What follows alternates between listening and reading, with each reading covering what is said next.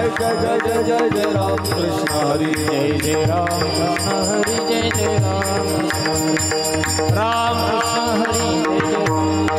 हरि जय जय राम कृष्ण हरि जय जय राम कृष्ण हरि जय जय राम कृष्ण हरि जय जय राम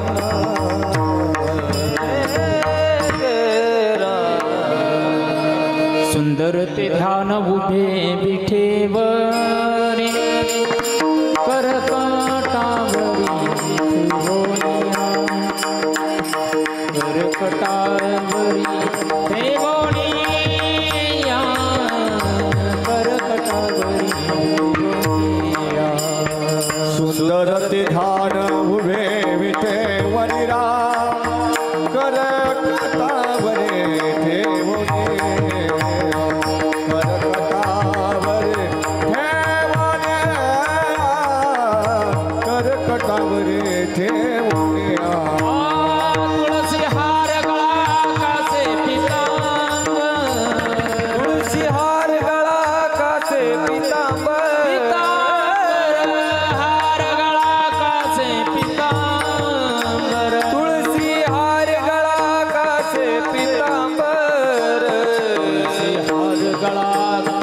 पितांबर अवळे निरंतर येची ध्यान अवळे निरंतर येची ध्यान अवळे निरंतर येची ध्यान तुळशी हार गळा काशी पितांबर अवळे निरंतर येची ध्यान अवळे निरंतर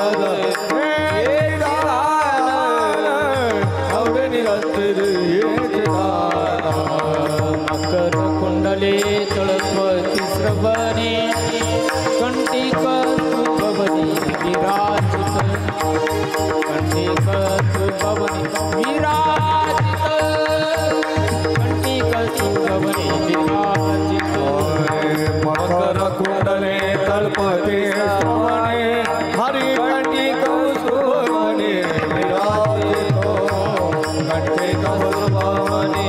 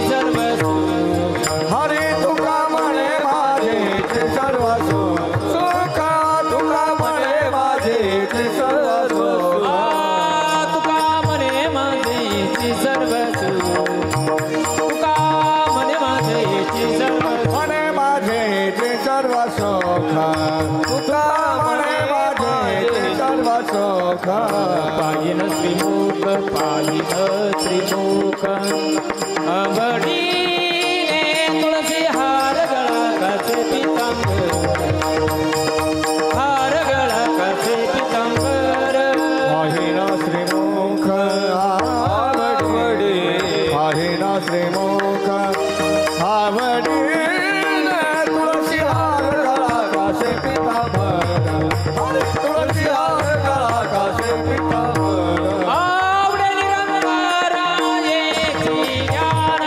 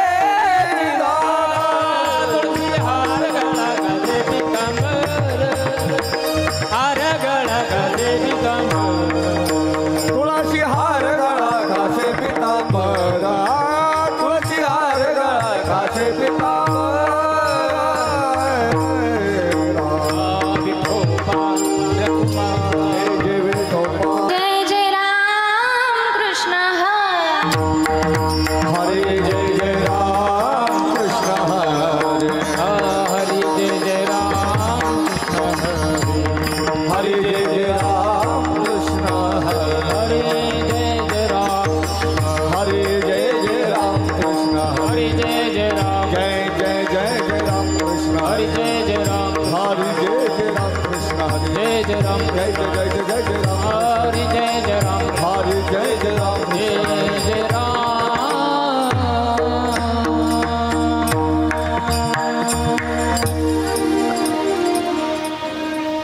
रूप पाहता लोचनी सुखदारी जय हो सुखदारी हो साजनी सुखदारी हो साजनी लोचने हा सुख झाले हो साजनी साजनी सुख झाले हो साजनी सुख झाले हो साजनी रूप पाहता लोचनी सुखदारी हो साजनी सुखदारी हो साजनी सुखदारी हो साजनी रूप पाहता लोचने हा सुख झाले हो साजनी सुख झाले हो साजनी सुख झाले हो साजनी रूप पाहता लोचनी सुख झाले हो साजनी सुख झाले हो साजनी सुख झाले हो साजनी सुख झाले हो साधने सुख झाले हो साधने सुख झाले हो साधने जय हो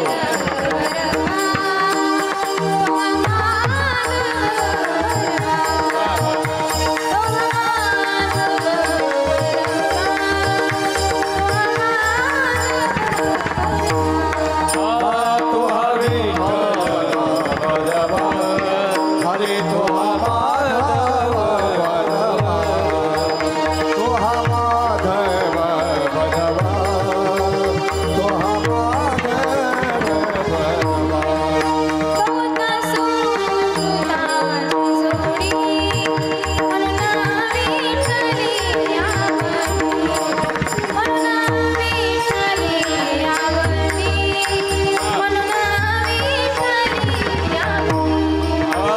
भक्त सुकृताची जोडी मनवी हरे मनवी खाली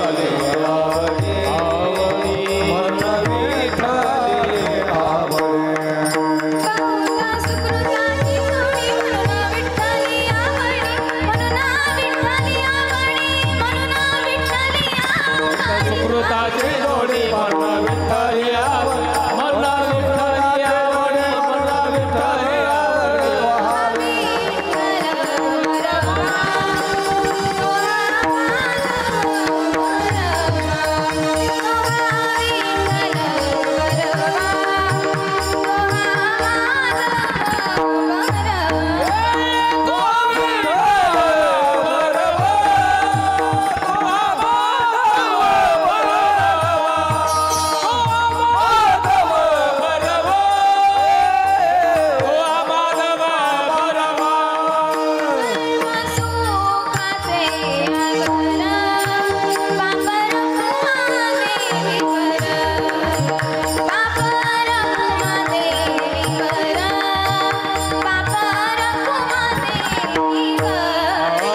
सर्व सुखाचे आधार हरे बाप रखुमा देवे मला बाप रखुमा देवे मला हा बाप रखुमा देवे मला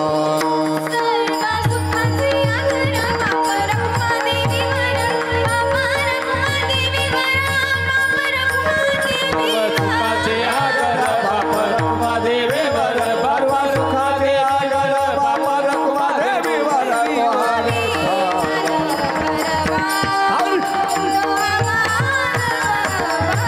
जय हो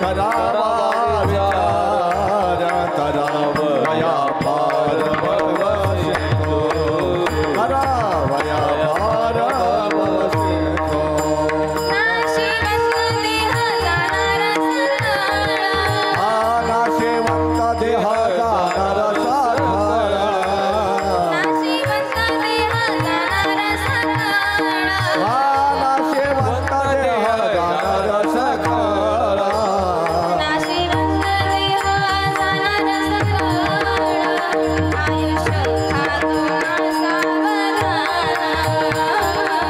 आयुष्य खातो काळ सावधान नाशिवंत देह जाणार सकाळ भविष्य खातो काळ सावधान भविष्य खातो काळ सावधान संत समागमी धरावी आवडी संत समागमी धरावी आवडी करावी चालणी परमार्थाची करावी चालणी परमार्थाची संत समागमे धरावे आवडे संत समागमे धरावे आवडे करावे तातडे परमार्थाचे करावे तातडे परमार्थाचे नाशिवंत देह जाणार सकाळ नाशिवंत देह जाणार सकाळ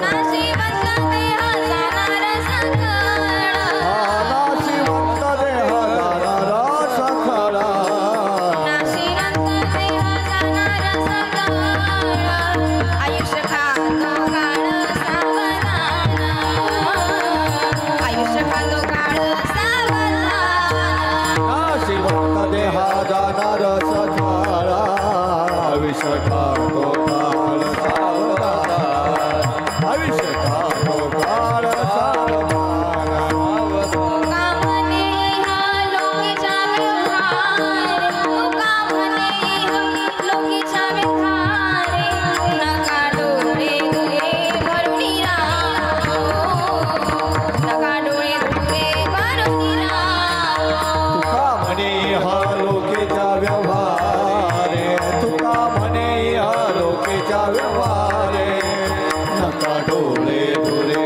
भरून राहो नका डोळे दुरे भरून राहो नाशिवंत देह जाणार सकाळ नाशिवंत देह जाणार सकाळ नाशिवंत देह जाणार सकाळ नाशिवंत देह जाणार सकाळ नाशिवंत देह जाणार सकाळ आयुष्य खातो काळ सावधान आयुष्य खातो काळ सावधान नाशिवंत देह जाणार सकाळ आयुष्य खातो काळ सावधान आयुष्य खातो काळ सावधान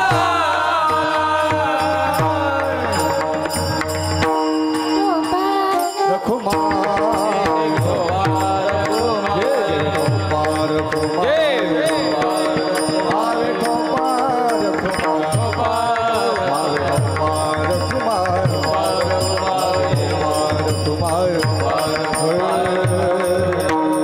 पुंडलिक वरदार विठ्ठल श्री ज्ञानदेव तुकाराम पंढरीनाथ भगवान की जय माऊली ज्ञानेश्वर महाराज की जय जगद्गुरु तुकाराम महाराज की जय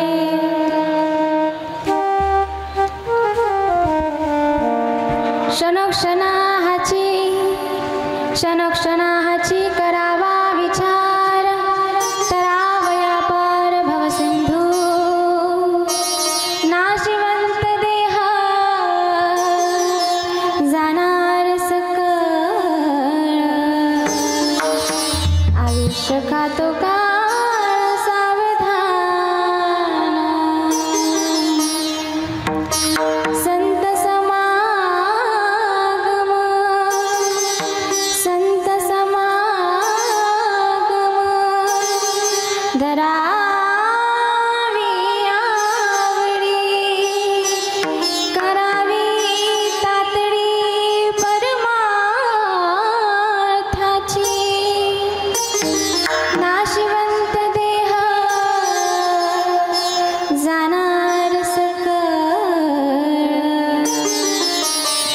आयुष्य खातो काळ सावधान तुका म्हणे इहलोकीचा व्यवहारे नका डोळे धुरे भरून राहो नाशिवंत देह जाणार सकळ आयुष्य खातो काळ सावधान विठ्ठल विठ्ठला विठ्ठला विठ्ठला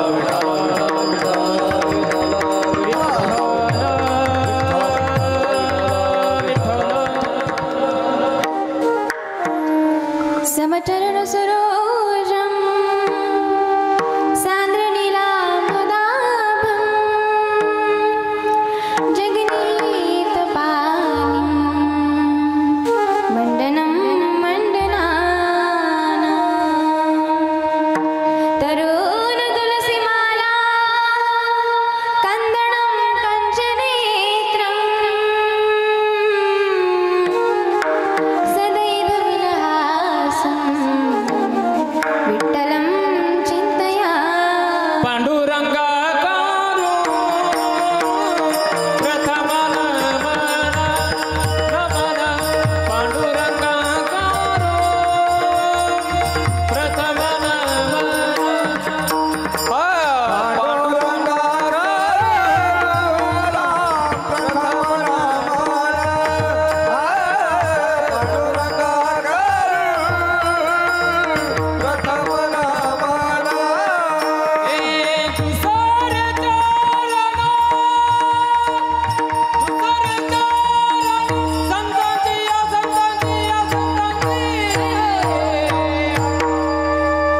त्यांच्या कृपादाने कथेचा विस्तार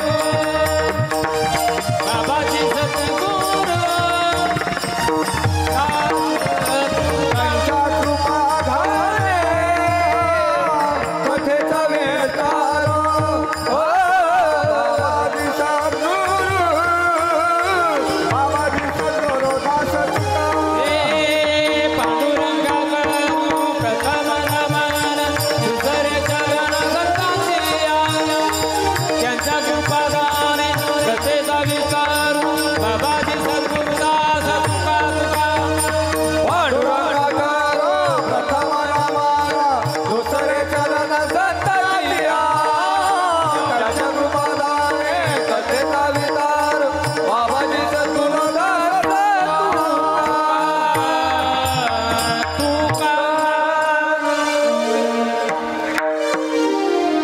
ज्ञानेशं ज्ञानमूर्तिं साक्षात् प्रेम स्वरूपिणीं नामदेवं च दयामूर्तिं नाथं वन्दे पुनः पुनः वैराग्यस्य परामूर्तिं देहुक्षेत्रे निवासिना तुकाराम महाराष्ट्र भक्तराज चतुष्टकं नमो ज्ञानेश्वरा नमो ज्ञानेश्वरा नमो ज्ञानेश्वरा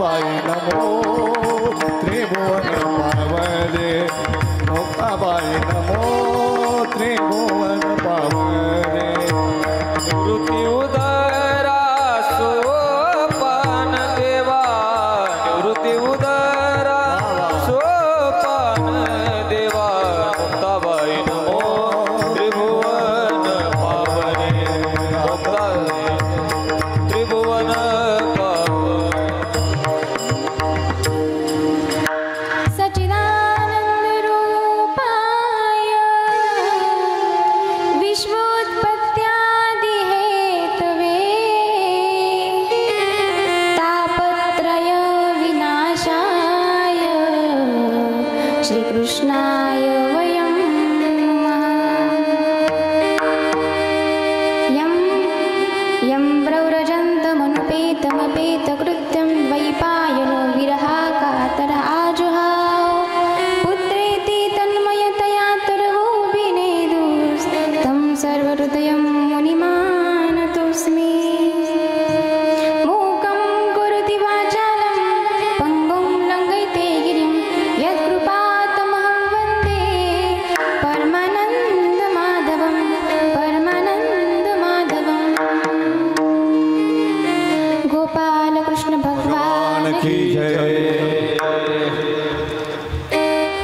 क्षणोक्षणाची करावा विचार, क्षणोक्षणाची करावा विचार, तरावया पार भवसिंधू नाशिवंत देह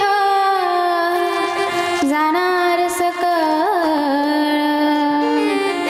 आयुष्य खातो काळ सावधान। प्रस्तुत प्राप्त स्थळी प्राप्त प्रसंगी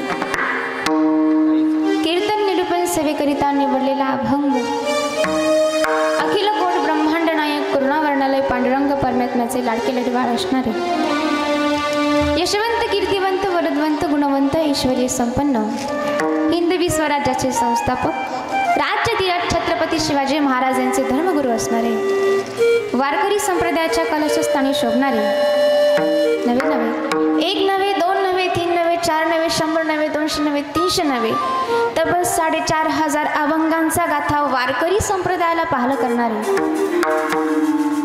देहूचे वैराग्य सदेह वैकुंठाला जाणारे जगद्गुरु तुकोबाराय यांचा 4 चरणांचा कदाचित सर्वांच्या पाठातील असणारा अभंग आजच्या कीर्तन निरूपण सेवेकरिता निवडलेला आहे। संगीत प्रवचन निरूपण सेवेकरिता निवडलेला आहे।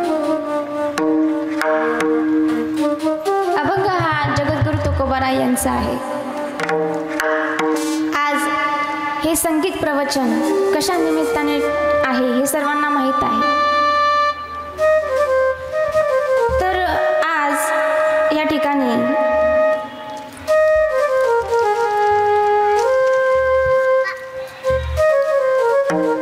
कैलासवासी सौ कमलताई दौलतराव शिरसाट यांच्या वर्षश्राद्धाच्या निमित्ताने आजचा हा संगीत प्रवचनाचा कार्यक्रम आहे आणि ज्यांनी ही तारीख माझ्यापर्यंत पोचवली ते आपले सोपान मनोजदादा शिरसाट यांनी या ठिकाणी मला आमंत्रित केलं।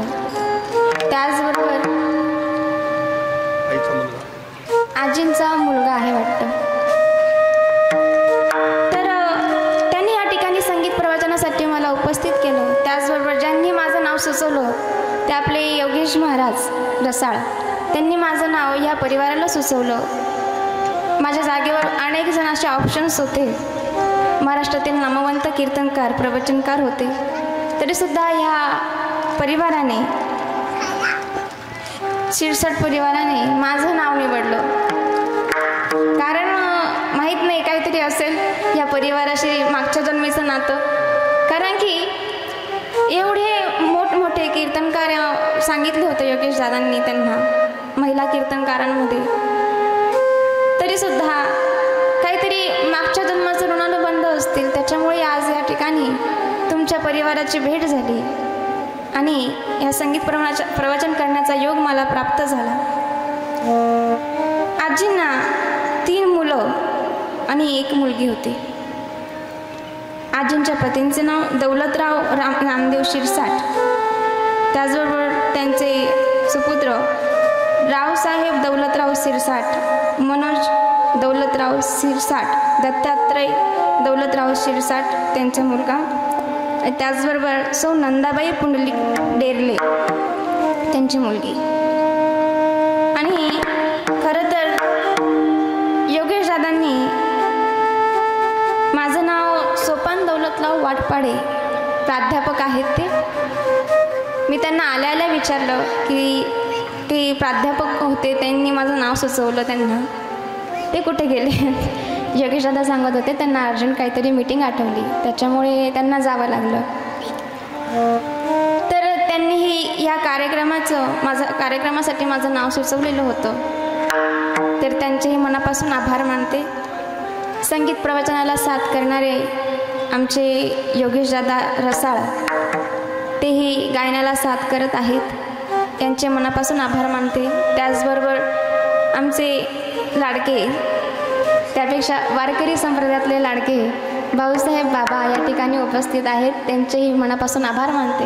त्यांचा आवाज ऐकला ना तर मला असं वाटतं की भीमसेन जोशीच गात आहेत माझ्यासमोर. खूप सुंदर आवाज आहे. तेही या ठिकाणी उपस्थित आहे. आपले सिंथ वागत निलेश महाराज घुगे तेही या ठिकाणी उपस्थित आहेत. त्यांच्यासोबत दुसरा कार्यक्रम करण्याचा योग प्राप्त झाला. त्याचबरोबर आमचे पखवाज वादक विवेक महाराज तेही या ठिकाणी उपस्थित आहेत. त्यांचंही मनापासून आभार मानते. आणि खरं तर सांगायचं म्हटलं, काल माझे कीर्तनाचा कार्यक्रम होता नवरात्रीचा, 40गाव भागात होता. तर तिथे मला आपल्या स्वरांजली साऊंडची आठवण आलेली होती. खरंच म्हणजे तिथे गेल्याच्या नंतर ना सगळं वातावरण माहोल एकदम छान होता. नवरात्रीचा उत्सव असल्यामुळे खूप छान कार्यक्रम होता. पण तिथे मला साऊंडची कमतरता वाटली बरं का. आणि साऊंडची कमतरता असल्यामुळे मला तिथे स्वरांजली साऊंडची आठवण आलेली की दरवेळेस माझा साऊंडचा आवाज ते जास्ती छान, त्यांच्यामुळे जास्ती आवाज छान निघतो माझा. पण केला कसा बसा कार्यक्रम. तर आमच्या प्रमोद दादांची साऊंड सिस्टीम या ठिकाणी आहे. त्यांचे मनापासून आभार मानते. कारण की जेव्हा बघावा तेव्हा माझा कार्यक्रम जर योगेश दादा घेतात ना तर मी त्यांना आवर्जून सांगते की स्वरांजली साऊंड सिस्टीम असेल तर मी कार्यक्रमाला येते. तर या ठिकाणी ते उपस्थित आहेत. त्यांचेही मनापासून आभार मानते. खरं तर साऊंड सिस्टीमची खूप कृपा असते आमच्यासारख्यांवर, गायक असो नाही तर कीर्तनकार असो. तर ह्या ठिकाणी त्याचबरोबर समस्त शिरसाट परिवार त्यांचेही मनापासून आभार मानते आणि माझ्या संगीतमय प्रवचनाला सुरुवात करते. थांबा, सर्वात महत्त्वाचं म्हणजे आपले यूट्यूबवाले चॅनल दादा मुकुंदा माझा विठुराया, माझा विठुराया चॅनल मुकुंद दादा या ठिकाणी उपस्थित आहे. त्यांच्या चॅनलवर दुसरा कार्यक्रम आहे हा माझा, ते या ठिकाणी उपस्थित आहे. खरं तर त्यांचेही आभार मानावे तितकेच कमी आहे. कारण पडद्यामागचा कलाकार तेच असतात आमच्या मागे. त्याच्यामुळे यांचेही मनापासून आभार मानते आणि प्रवचनाला सुरुवात करते. क्षणोक्षणाची करावा विचार, तरावया पार भवसिंधू. नाशिवंत देह जाणार सुख, आयुष्य खातो काळ सावधान.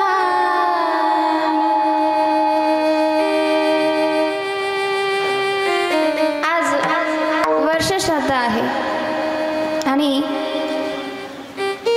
सध्या नवरात्रीचा पर्वकाळही चालू आहे. खरंच आजींचं काहीतरी भाग्य असेल, कारण की हा शारदीय नवरात्र आणि शारदीय नवरात्र हा पर्वकाळ मानला जातो. हा नवरात्र विशेष आहे.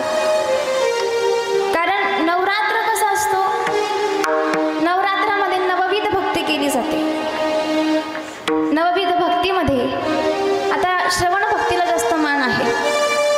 पहिल्यांदा श्रवण भक्ती सांगितली आहे आणि निमित्त काय आहे तर वर्ष श्राद्धाचं आहे. आणि नवरात्रीच्या पर्व काळात तुम्ही ह्या आजींचं वर्ष श्राद्ध आलेलं आहे तिथीनुसार. तर आजींना नक्कीच चांगली गती मिळाल्याशिवाय राहणार नाही. साधना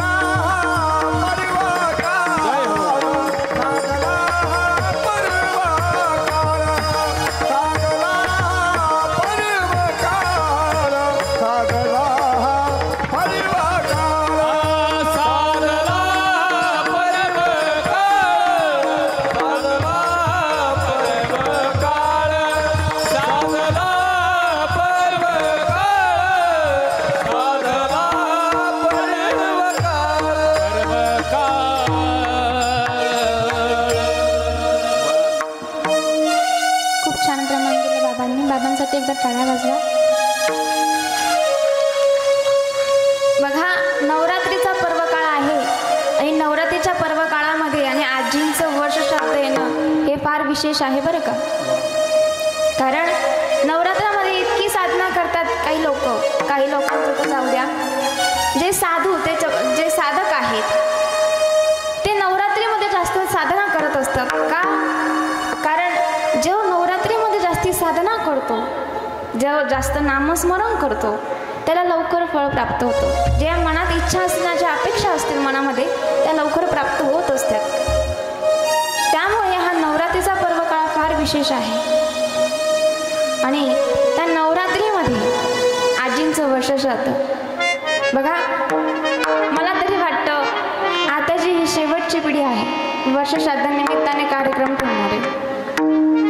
पुढे बघायला गेलं ना तर आमच्या पुढची पिढी बरं का, आमच्या पुढच्या पिढीला स्वतःच्या आईवडिलांचं वर्षश्राद्ध कधी येतं हे सुद्धा माहीत राहणार नाही. ही शेवटची पिढी समजा. कारण ते ह्या परिवारातले जे मुलं आहेत ना ते फार भाग्यवान आहेत. आणि खरं तर आजींच्या पोटी खरं तर रत्न प्राप्त झाले असं समजावा. शुद्ध बीजा पोटी पोटी शुद्ध बीजा पोटी पोटी शुद्ध बीजा पोटी पोटी शुद्ध बीजा पोटी फळ रसाळ गोमटी फळ रसाळ गोमटी गोमटी राम मुखी अमृताची वाणी. जय हो. वाणी मुखी अमृताची वाणी.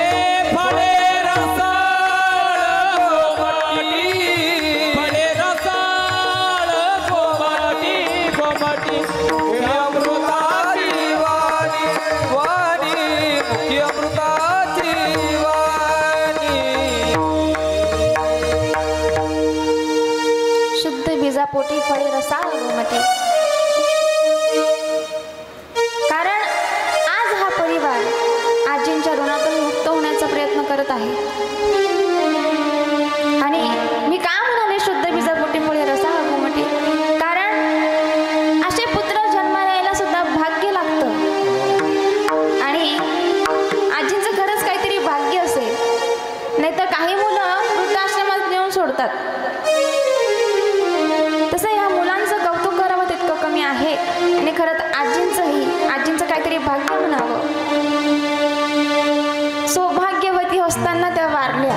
जी का भाग्याची आहे व जी का भाग्याची आहे व जी का भाग्याची आहे व जी का भाग्याची आहे व जी का भाग्याची आहे जी का भाग्याची आहे जी का भाग्याची आहे जी का भाग्याची आहे तिचा पती तिचा देवा तिचा पती तिचा देवा तिचा पती तिचा देवा तिचा पती तिचा देवा हरी माने प्रकाराची बोली माने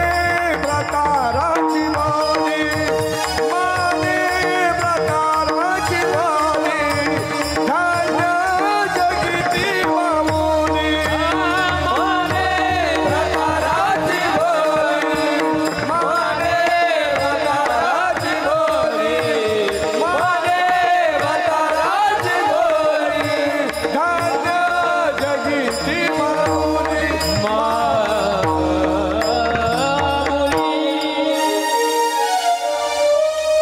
म्हणून आजचा दिवस ह्या परिवारातले जे साजरा करतायत ना, हा मरणाचा महोत्सव साजरा करतायत.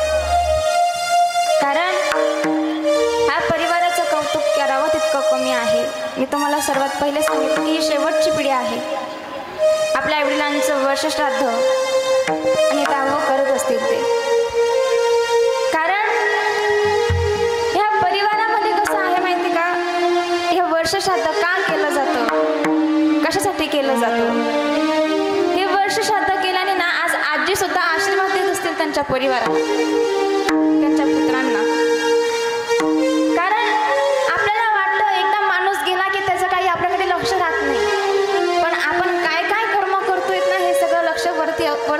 असतो. आपल्या मागे कोण काय करत होतं, कोणाच्या मनात काय होतं हे सगळं कळतं. मला तर असं वाटतं की आज वर्ष श्राद्धाचे जरी कार्यक्रम होतोय ना तरी आजी वरतून आशीर्वाद देत असते. आज आजींच्या ऋणातून मुक्त होण्याचा प्रयत्न करत आहेत. खरं तर आईच्या ऋणातून कधी कोणी मोकळं होत नाही का. आईच्या ऋणातून कधी, आईच्या काही वडिलांच्याही सुद्धा उपकारातून कोणी मुक्त होत नाही. म्हणून हा छोटासा प्रयत्न करतायत ते. कारण असे खूप आले आई वडिलांच्या ऋणातून मुक्त होण्याकरता, पैशांवर मोजण्याकरता बरं का. पैशांवर ऋण फेडणारे भरपूर आले, पण हे ऋण फेडणं फार महत्त्वाचं आहे. कारण की ह्या ऋणातून मुक्त झालं ना तर आपल्याला पितृदोष लागत नसतो. हा पितृदोष फार भयानक असतो. आपल्याला वाटतं पितृदोष काही लागत नाही, पण पितृदोष लागतो. पितृदोष कसा लागतो? ज्या वेळेस आपण माणूस, जी व्यक्ती मेल्यानंतर, आपण त्या माणूस मेल्यानंतर जी विधी असते, जे अंतिम संस्कार केल्यानंतर ज्या विधी असतात त्या जर केल्या नाही तर पितृदोष लागतो. आता 10व्या दिवशी 10वं होतं, 13व्या दिवशी 13वं होतं, पण वर्षश्राद्ध हे हमखास करायला पाहिजे बरं का. आपल्या हिंदू संस्कृतीमध्ये 3 संस्कार सांगितले, असे 16 संस्कार सांगितले आहेत, पण आपण त्यातले 3 संस्कार करत असतो.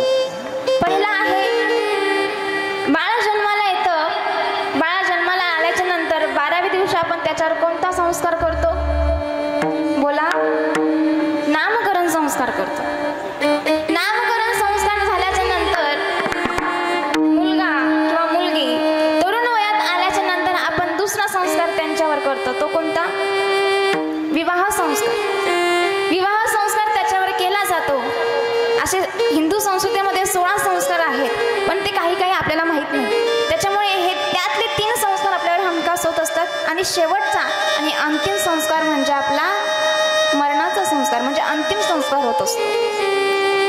आणि त्या संस्कारानंतर आपलं 10वं केलं जातं, 13वं केलं जातं. 13वं का केलं जातं? तर बघा, 13 दिवस जो जीव आपल्या घरामध्येच असतो, जो जीव गेलेला असतो ना, तो जीव 13 दिवस आपल्या घरामध्ये असतो. आणि 13वा विधी झाल्याच्या नंतर तो जीव आपल्या प्रवासाला लागतो. प्रवास म्हणजे कोणता? नाशिक, पुणे, मुंबई. नाशिक, पुणे, मुंबईचा प्रवास नाही, तो यमदरबाराकडे निघण्याचा प्रवास असतो. आणि तिथपर्यंत जाताना अनेक नद्या लागतात, अनेक मार्ग असे खडतड असतात. आणि तो प्रवास करत असताना जीवाला भूक लागत असते. ती भूक लागल्यामुळे आता आपण पितृजीव घालतो महिन्याला, बरोबर. पितृजीव घातल्याच्या नंतर तिथीनुसार आपण पितृजीव घालतो आणि त्याच स्थितीला त्यांना त्यावेळेस भूक लागत असते. आपण इथे पितृजीव घातल्याच्या नंतर त्यांचं तिथे पोट भरत असतं. आणि असा प्रवास करत जाताना आपण दर महिने 11 महिने आपण पितृ घालतो. आणि 11 महिने झाल्याच्या नंतर वर्षश्राद्ध असतं. प्रवास करत असताना अशा अनेक नद्या लागतात. त्या नद्या म्हणजे आपल्या गावाच्या नद्यासारख्या नसतात बरं का. गोदावरी, गिरणा अशा कुठल्याच नद्या नसतात. त्या नद्या म्हणजे इतका घाण, रक्ताच्या, पूच्या अशा नद्या असतात. गरुड पुराण कोणी वाचलं असेल तर समजेल. त्या नद्या इतक्या भयंकर असतात. त्या नद्यातून जात असताना तुम्ही म्हणाल जीव वरती गेल्यानंतर त्यांचं शरीर कसं प्राप्त होतं? बघा, आपण जसं जसं महिन्याला पितृजीव घालतो ना, तसं तसं त्यांचं शरीर सुद्धा तयार होत असतं. त्या ठिकाणी आपण काय काय कर्म केलेले आहेत, काय काय नाही, ते कर्म सगळे ते यमदूत आपल्याला सांगतात की आपण कोणते कर्म केलेले आहेत आणि कोणते कर्म केल्यानंतर कोणती शिक्षा प्राप्त होणार आहे हे सुद्धा ते आपल्याला सांगतात. आपण जसं जसं चालतो तसं ते चाबुकाने मारत मारत सांगतात की तुला हा पुढचा जन्म असा भेटणार आहे, तू असे कृत्य केले आहे. म्हणून कर्म करताना सावधान राहा. उपजले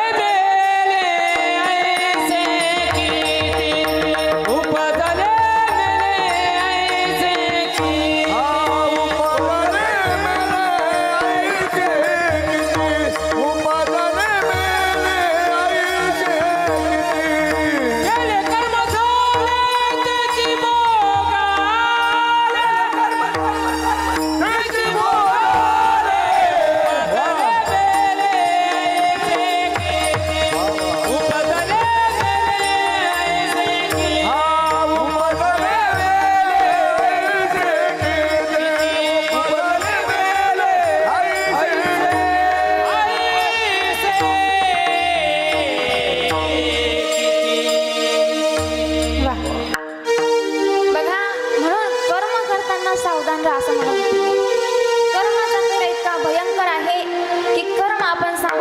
पाहिजे, कोणाला बोलताना, कोणाला शिवीगाळ करताना.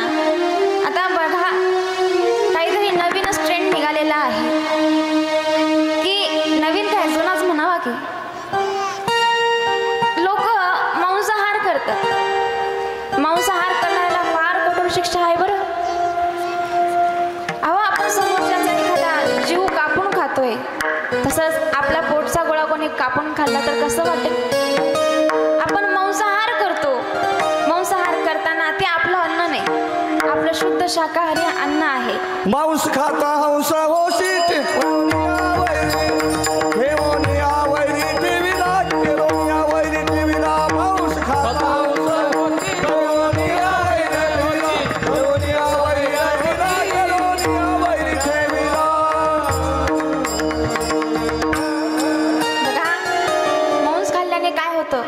ज्या वेळेस आपण यमदरबाराकडे जातो ना, त्यावेळेस ते यमदूत विचारतात, तुझं अन्न ते नव्हतं, तू वेगळंच खायचा. जे पशूंचं अन्न तू ते खायचा, तू पशूच्या योनीत नव्हता. तुला माणसाचा जन्म कशासाठी दिलेला होता? हा मानवी जन्म कशासाठी दिला होता? तू त्या देहामध्ये राहून काय केलं? तू एकदा तरी देवपूजा केली? एकदा तरी देवाचं नामस्मरण केलं का? असं ते यमदूत आपल्याला विचारतात. आणि खाली राहून काय तुला हा मनुष्य देह कशासाठी दिला होता? तर देवे दिला देह भजना गोमटा. नाही तरी गेला जन्मावाया, नाही गेला जन्मावाया, नाही तरी गेला जन्मावाया, नाही तरी गेला. संगत तुम्हासी बदारे विठला, नाही तरी गेला, नाही तरी गेला. सांगत तुम्हाची बदारे नाही तरी गेला जन्मावाया, नाही तरी गेला जन्मावाया. त्यावेळेस ते यमदूत आपल्याला विचारतात, एकदा तरी देवपूजा केली का? एकदा तरी देवाचं नामस्मरण केलं का? ते न करता तो अख्खा आयुष्य संसारात घातलं. कारण हा नरदेह आपल्याला संसारापुरता नव्हे तर भगवंताचं नामचिंतन करण्यात. देवे दिला देह, देवे दिला देह, देवे दिला देह भजन गोमाटा. देवे दिला देह, देवे दिला देह, देवे दिला देह भजन गोमाटा.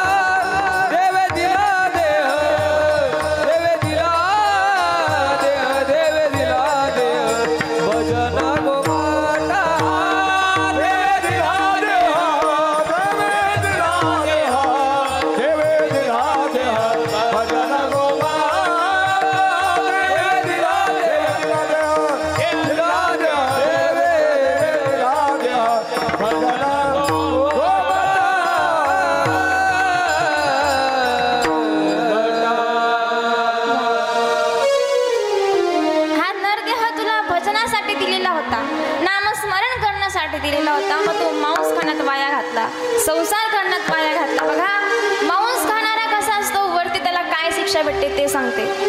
जसं आपण तो मांस शिजवतो ना, तसं आपल्याला उकळत्या तेलात टाकतात. आपली जीभ असते ती कापून अशी फेकतात आणि मागून चाबकाचे फटके देतात. इतका यातना सहन करण्यापेक्षा आपण आत्ताच ह्याच जन्मामध्ये ह्याच देहामध्ये देवाचं भजन केलं पाहिजे. मग ती आज ह्या आजी आहेत ना, तर आज यमदर्शन आजींचा निकालाचा दिवस आहे.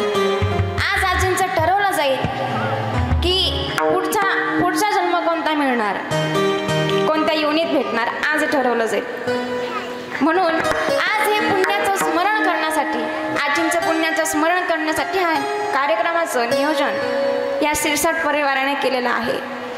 बघा, खरंच आजींचं काहीतरी खरंच भाग्य असेल बरं का. म्हणून त्यांचे मुलं या ठिकाणी वर्षश्राद्धाचा कार्यक्रम करत आहेत. म्हणून हे वर्षश्राद्ध का करावं तुम्ही म्हणाल, या वर्षश्राद्धामध्ये आम्ही ब्राह्मणाला बोलवून सगळ्या क्रिया वगैरे करून घेतल्या. पण हा वर्षश्राद्धामध्ये कसं असतं बघा, तुम्ही ब्राह्मणाला बोलून जरी क्रिया केल्या, विधी केली, तरी सुद्धा ब्राह्मणाकडून एखादा श्लोक चुकला, ते पाप आपल्या माथी लागू नये किंवा पितृदोष लागू नये, आपल्या मुलांच्या संसारात ते पितृदोष लागू नये, म्हणून हा कीर्तनाचा कार्यक्रम केला जातो. कारण कीर्तनामध्ये स्वयं हरी असतात, भगवंत या कीर्तनामध्ये असतो. जेथे कीर्तनाची जागा तेथे पांडुरंग उभा, तेथे पांडुरंग उभा, तेथे पांडुरंग उभा. जेथे कीर्तनाची जागा तेथे पांडुरंग उभा, तेथे पांडुरंग उभा, तेथे पांडुरंग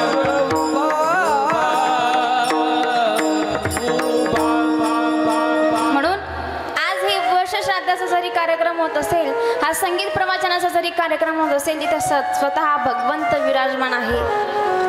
आज आजींच्या वर्षश्राद्धाच्या कार्यक्रमाला स्वयं भगवंत आहेत. म्हणून असं धरून चालू नका की फक्त आम्ही परिवार आहोत किंवा आमचे परिवारामधले नातेवाईक गोते सगळे इथे या ठिकाणी आहेत, पण त्याचसोबत आपला भगवंत सुद्धा या ठिकाणी आहे असं समजा. म्हणून आजींचं, म्हणून मी तुम्हाला सांगते केव्हाचे, आजींचं काहीतरी खरंच भाग्य असेल की या परिवाराने या भगवंताला या ठिकाणी आणलेलं आहे. स्वतः भगवंत या ठिकाणी आलेला आहे. आज हा कार्यक्रम आजींच्या वर्षश्राद्धानिमित्ताने आहे. तर सेवेसाठी निवडलेला अभंग, या अभंगामध्ये तुकोबाराय सांगतायत की क्षणाक्षणाला विचार करायला सांगतात, क्षणाक्षणाला विचार करायला सांगतात. मग तो कोणता, तर अभंगाचं पहिलं क्षणोक्षणे हाची करावा विचार, क्षणोक्षणे हाची करावा विचार, क्षणोक्षणे हाची करावा विचार, क्षणोक्षणे हाची करावा विचार,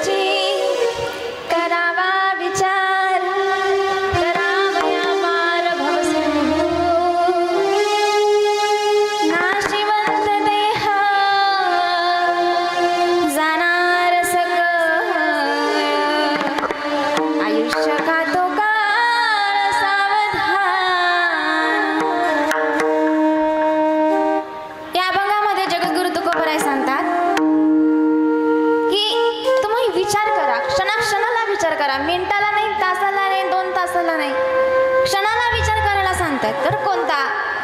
तर वया पार भवसिंधू. या भवसिंधूतून आपल्याला तरण जायला सांगतायत. भवसिंधू म्हणजे काय? तर ह्या संसारामध्ये आपण गुंतलेलो आहोत. या संसाररूपी माया जाळामध्ये आपण गुंतलेलो आहोत. या भवसिंधूतून आपल्याला तरून जायचं आहे. बरं का तरून जायचं? कशासाठी विचार करायचा? तुम्ही म्हणाल विचार आम्ही करतो, दररोज विचार करतो. पण विचार कसा करतात? निरर्थक विचार करतात. विचार आपण संसाराचा करतो. मी म्हणत नाही संसार करू नये, संसार करावा. पण संसार करून प्रपंच बी साधावा, प्रपंच करून परमार्थ साधावा. म्हणून परमार्थासोबतच प्रपंचही करावा, अप्रपंचासोबतच परमार्थही करावा. नाही जास्त वेळ भेटत तुम्हाला, 1 तास तरी आपण नामस्मरण करू शकतो. एवढा तरी वेळ आपण भगवंताला दिला ना, तो सुद्धा भरपूर आहे. म्हणून भगवंतासाठी वेळ काढा. आता जर भगवंतासाठी वेळ काढणार नाही, वरती गेल्यावर भगवंत तुमच्यासाठी वेळ काढा. हरिपाठ कीर्ती मुखे धरी गाया, हरिपाठ कीर्ती मुखे धरी गाया, हरिपाठ कीर्ती मुखे धरी गाया, हरिपाठ कीर्ती मुखे धरी गाया, हरिपाठ कीर्ती मुखे धरी गाया, हरिपाठ मुखे धरी गाया, हरिपाठ कीर्ती मुखे धरी गाया, हरिपाठ मुखे धरी गाया. हे पवित्र जीवय देह त्याग,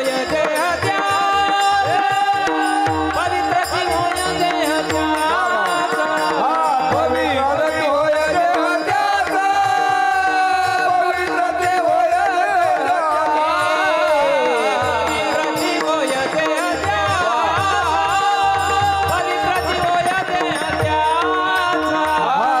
पवित्र होय देहात्याचा, पवित्र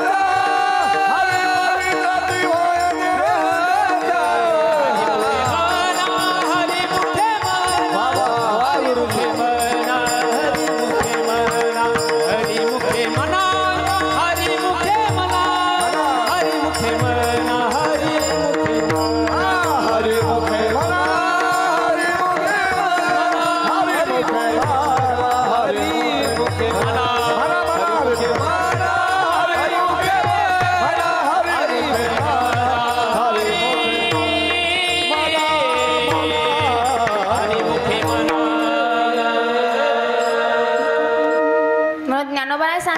हरिपाठ कीर्ती मुखे जरी गाय, पवित्रची होय देह त्याचा. नुसता हरिपाठ गायल्याने, हरिपाठ म्हटल्याने जर आपला देह जर पवित्र होत असेल तर 1 तास काढायला वेळ आपल्याला नाही, 1 तास पण वेळ नाही आपल्या संसारामध्ये. म्हणून तुम्ही आत्ताच विचार करा की आपल्याला जर उत्तम गती प्राप्त करायची असेल ना, तर आता आपण भगवंताचं नामचिंतन केलं पाहिजे. नाही जास्तीत जास्त तर अर्धा तास तरी काढा. म्हणून तुकोबरा या अभंगामध्ये विचार करायला सांगतात, क्षणाला विचार करायला सांगतायत. आपण सगळेजण विचार करतो पण तो निरर्थक असतो.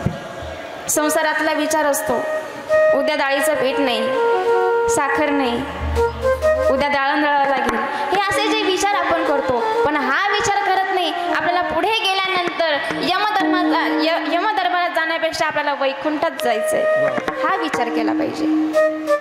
कारण आपल्याला जर वैकुंठात जायचं असेल तर त्याच्या गळ्यात पवित्र तुळशीची माळ असावी लागते, कपाळाला बुक्का असावा लागतो. तुळशी माळा शोभते कंठे, तुळशी माळा शोभते कंठे, तुळशी माळा शोभते कंठे, तुळशी माळा शोभते. हा हा गोपी चंदनाचे मोठे, गोपी चंदनाचे मोठे, गोपी चंदनाचे मोठे, गोपी चंदनाचे मोठे. लक्षणा गोटे वाटा पळता ते, बारा वाटा पळता ते, बारा वाटा पळता ते, बारा वाटा पळता ते. आले हरीचे विनाट, आले हरीचे विनाट, आले हरीचे विनाट, आले हरीचे विनाट, आले हरीचे विनाट, आले हरीचे विनाट, आले हरीचे विनाट, आले हरीचे विनाट.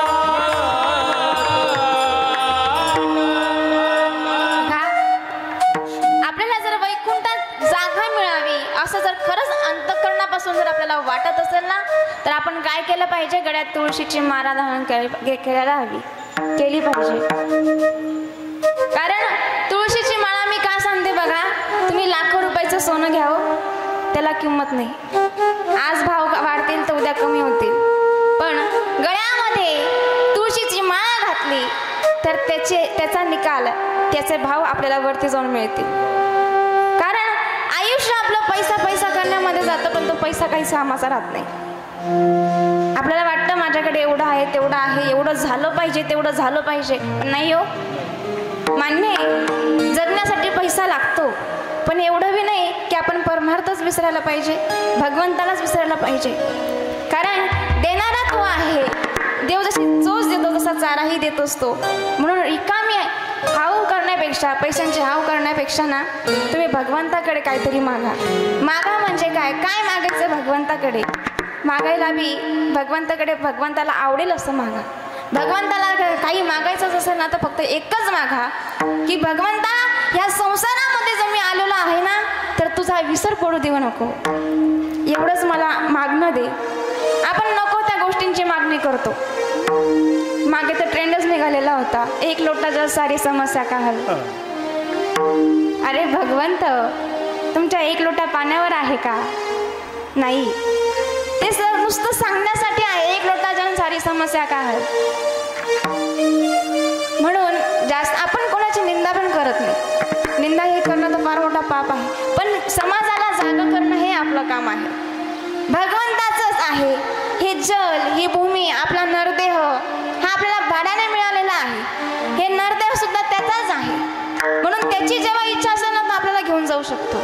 आपण म्हणू नाही शकत की भगवंता अजून थोडे दिवस राहू दे, एवढं कमवलं, एवढ्या प्रॉपर्टीचा, एवढं कमवल्या इस्टेटीचा मला सुख तर घेऊ दे. आपली वेळ आली, आपला काळ आला तर आपल्याला जावं लागतं. म्हणून आपण कोणाला सांगू शकत नाही की आपण भगवंताला तर अजिबात सांगू शकत नाही की देवा आम्हाला थोडे दिवस राहू दे, थोड्या दिवस तर जाऊ द्या, 5 मिनिटाचा सुद्धा वेळ देणार नाही. म्हणून आता जर आपल्याला वेळ आहे ना, मग आपण हाच विचार करावा की हा भवसिंधूतून आपल्याला कसं तरुण जाता येईल, हा विचार करायला सांगतात तुकोबाराय. तुकोबाराय हे संत कशासाठी असतात, तर आपल्या हितासाठी असतात, जगाचं कल्याण करण्यासाठी असतात. म्हणून जगाच्या संतांच्या विभूती, जगाच्या कल्याण संतांच्या विभूती, जगाच्या कल्याण संतांच्या विभूती, जगाच्या कल्याण देह कष्टविते परोपकारे, देह कष्टविते परोपकारे, जगाच्या कल्याण संतांच्या विभूती, जगाच्या कल्याण संतांच्या विभूती.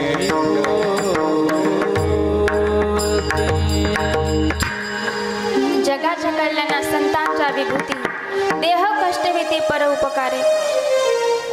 म्हणून भगवंताने हा नरदेह दिलेला आहे आणि संत सुद्धा आपल्याला सांगत असतात की तुम्ही परमार्थ करा.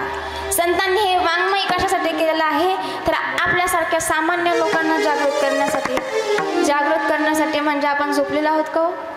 तुम्ही म्हणाल आम्ही तर इथं बसलेलो आहोत डोळे उघडे करून तुमचं प्रवचन ऐकतोय, पण तसं नाही. झोपणं म्हणजे काय, तर आपण आपली बुद्धी जी आहे, आपण परमार्थाकडे न वळवता आपण संसारात गुंतलेलो आहोत, आपण संसारामध्ये झोपलेलो आहोत.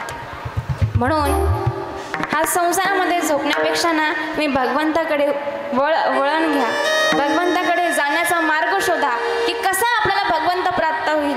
आपल्याला जर भगवंताला आपलंसं करायचं असेल तर संतांना शरणागती जावं लागते. मग ह्या कलियुगामध्ये ओरिजिनल संत सुद्धा भेटणं दुर्लभ आहे. मग ओरिजिनल संत भेटणं दुर्लभ आहे ना, संतांचं मय खरं आहे. संतांचं हरिपाठ, ज्ञानेश्वरी, अमृत अनुभव हे सगळं खरं आहे. मग तेथे शरण जा, ज्ञानेश्वरीला शरण जा, ते आपल्याला जगावं कसं हे सांगते. म्हणून आतापासून विचार करा, नाही इथून पुढे तुम्ही झोपलेला होतात ना, आता जागे व्हा. म्हणून आतापासून विचार करा की आपल्याला पुढे जर गती चांगली मिळवायची असेल केलं पाहिजे, आत्ताच विचार करा. म्हणून तुकोबाराय सांगतात क्षणाक्षणाला विचार करा. म्हणून मग त्यावेळेस काही लोक म्हणाले, बरं तुकोबाराय तुम्ही सांगतात ना आम्हाला विचार करा, ह्या भवसिंधूतून तरुण जायचं आहे, हा विचार करा, हे तरी सांगतात, पण कशा करतात? अजून तर आमचं भरपूर आयुष्य पडलेलं आहे, आयुष्य भरपूर आहे, 100 वर्ष आयुष्य आहे. पण मला खरं सांगा, आयुष्य खरंच आपण 100 वर्ष जगू शकतो का? नाही जगू शकत. इथे क्षणाचा सुद्धा भरोसा नाहीये. म्हणून आयुष्य आम्हाला भरपूर दिलेलं आहे भगवंताने, 100 वर्ष आयुष्य जगणार आहोत. मग कशा करता आता आम्ही आमचा जीवनामध्ये आनंद घेतो ना, या जीवनाचा खरा आनंद घेतो म्हातारा झाल्यावर आम्ही भगवंताचे स्मरण करू, भगवंताचं नामस्मरण करू. पण तसं नाही. तुकोबाराय म्हणतात नाही, तुम्हाला आत्ताच काही करावं लागेल. तर कशासाठी? आपण वाचू दुसरं चरण. नशिवंत देहा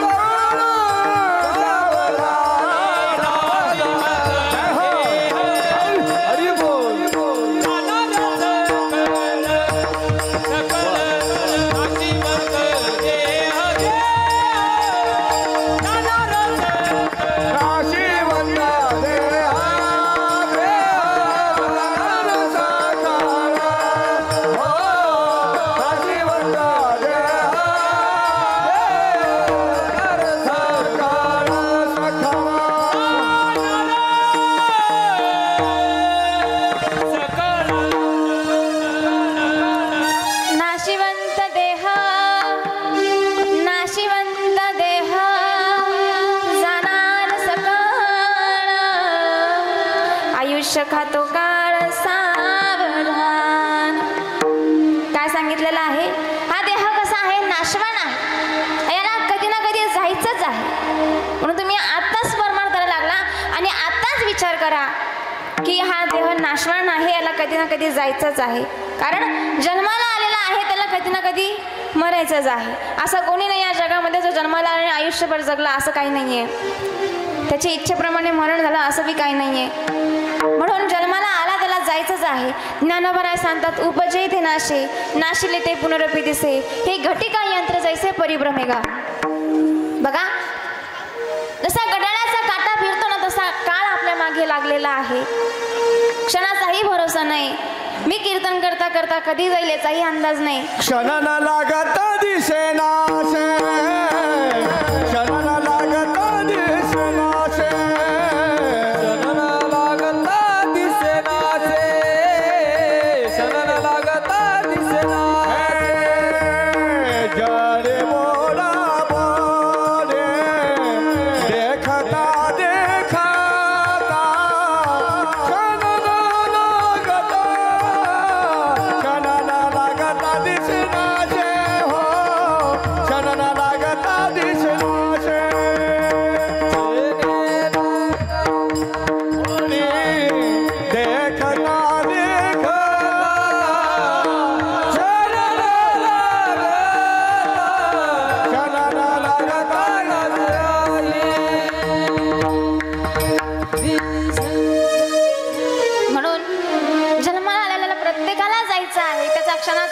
वाजता नाही, प्रत्येकाला जायचं आहे. आज मेला बाप मसना गेला देखत देखत ना तू बंधू तोही तैसा झाला देखत ना तू बंधू तोही तैसा झाला आजा मेला पंजा मेला बाप मसना गेला देखत ना तू बंधू तोही तैसा झाला